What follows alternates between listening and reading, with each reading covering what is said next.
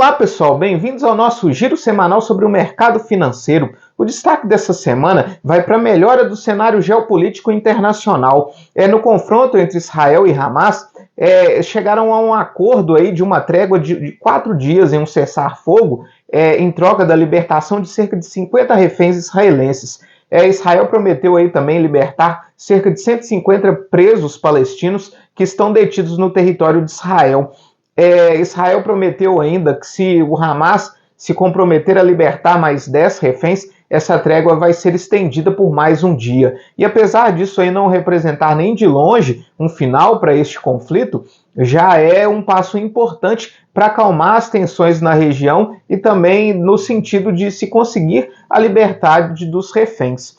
Esses reféns já começaram a ser libertados. Os reféns foram entregues à Cruz Vermelha e esse grupo é composto aí basicamente de mulheres e crianças. Essa trégua começou aí na sexta-feira e fica aí a expectativa de que ela possa ser estendida.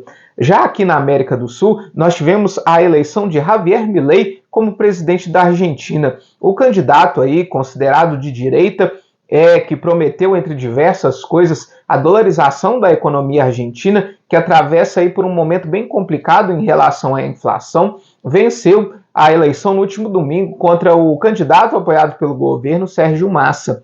Entre as medidas de Javier Milei, ele promete, entre outras coisas, a dolarização da economia argentina.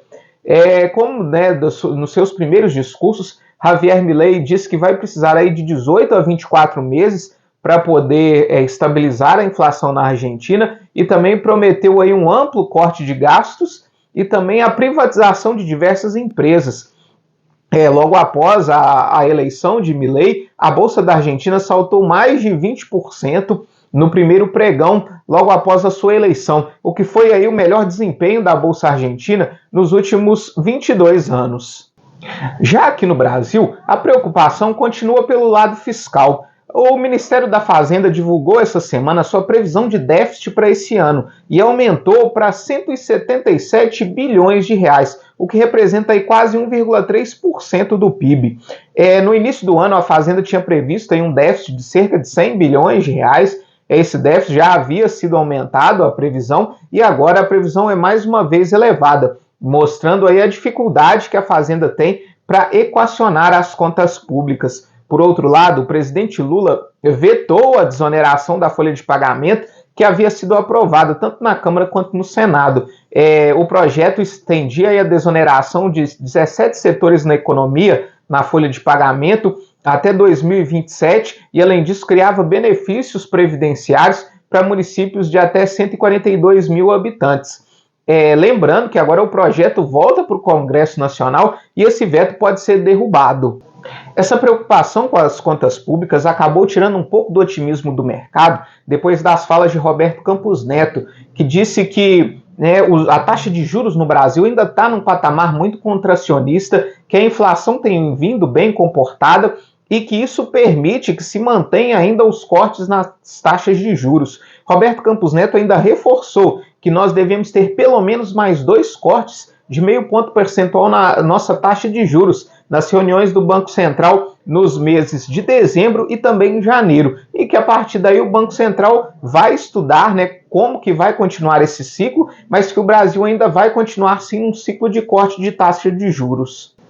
Algumas questões locais acabaram influenciando bastante a nossa bolsa essa semana. Primeiro na Petrobras, que teve muita oscilação devido aí à discussão pública entre o Jean Paul Prats, presidente da petroleira, e o ministro de Minas e Energia, Alexandre da Silveira, que chegou a cobrar aí publicamente uma queda no preço dos combustíveis devido ao patamar mais baixo da cotação do preço do barril de petróleo. Isso precisou aí da intervenção do presidente Lula, que realizou uma reunião essa semana com os dois, envolveu também o ministro da Fazenda, Fernando Haddad, e Jean Paul acabou aí continuando no cargo. Chegou a ser cogitado aí o nome de Marcos Cavalcante para substituí-lo na presidência da Petrobras. Isso acabou trazendo tensão aí de mais ingerência política dentro da petroleira.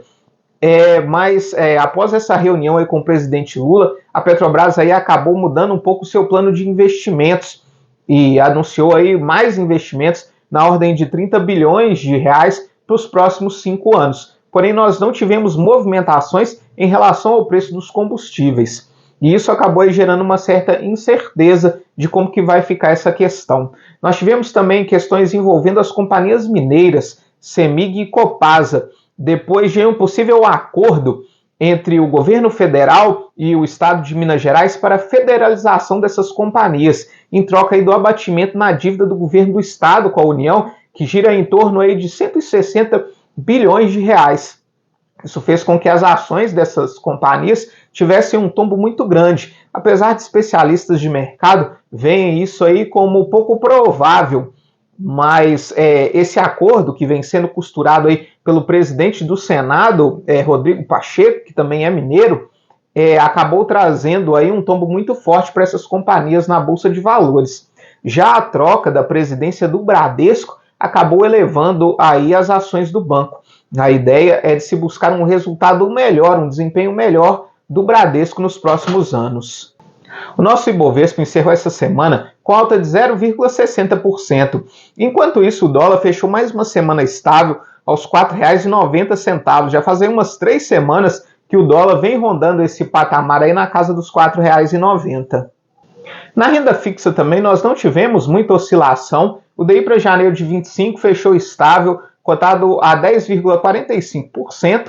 E enquanto isso, o IMA geral, a carteira de títulos públicos, fechou em leve alta de 0,11 pontos percentuais e o IRFM nos pré-fixados fechou em leve alta de 0,10 pontos percentuais. Nos Estados Unidos, as bolsas também fecharam em alta. O S&P 500 encerra essa semana com uma alta de 1,10%. A Nasdaq subiu 1,06%, enquanto isso o Dow Jones subiu 1,22%. Lá nos Estados Unidos essa semana, nós tivemos a divulgação da última ata da reunião do FED, do Banco Central Norte-Americano. Como já era esperado, a ata adota aí um tom muito cauteloso sobre o fim do ciclo de alta da taxa de juros lá nos Estados Unidos, não cravou o fim desse ciclo, como os mercados aí estão esperando, e disse que, se for necessário, os Estados Unidos ainda vai precisar subir sua taxa de juros. Mas, mais uma vez, condicionou isso aos indicadores. E os últimos indicadores econômicos que nós tivemos nos Estados Unidos já vieram um pouco melhores em relação a esse cenário. Então, a expectativa é que, de fato, nós não tenhamos mais alta de juros lá nos Estados Unidos. Já na Europa, o Stoxx 600 também encerra em alta essa semana, em alta de 0,94%. Aqui no Brasil, nós tivemos ainda a divulgação da nossa taxa de desemprego, que caiu para 7,7%. Tivemos também a notícia de que os estados do Nordeste, do Sudeste e do Sul decidiram elevar a alíquota padrão do ICMS para o próximo ano. Segundo dados aí, cálculos do Banco Central, esse aumento na alíquota padrão do ICMS pode levar aí a uma alta da inflação de 0,1 até 0,2 pontos percentuais para o ano de 2024. Já no mercado das commodities, o minério de ferro encerra mais uma semana em alta. Teve alta de 2,64%, com a tonelada cotada aos $136. Isso se deve à expectativa de estímulos econômicos por parte do governo chinês. Já o barril Brent de petróleo encerra mais uma semana praticamente estável, com leve queda de 0,47%, com o barril Brent cotado aos $80,23.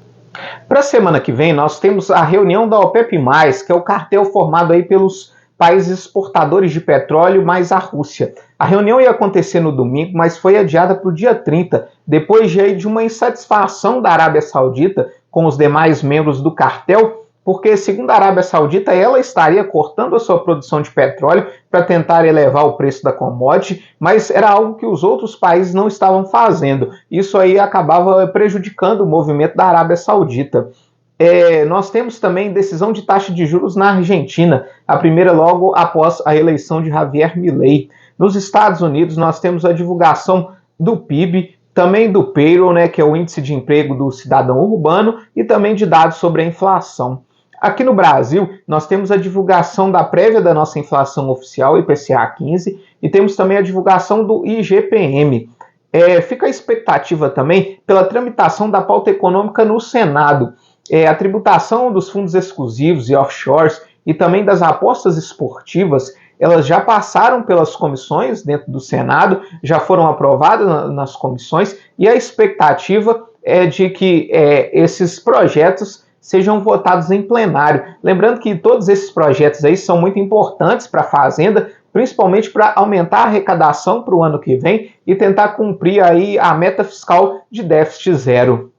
Muito obrigado e até a próxima semana.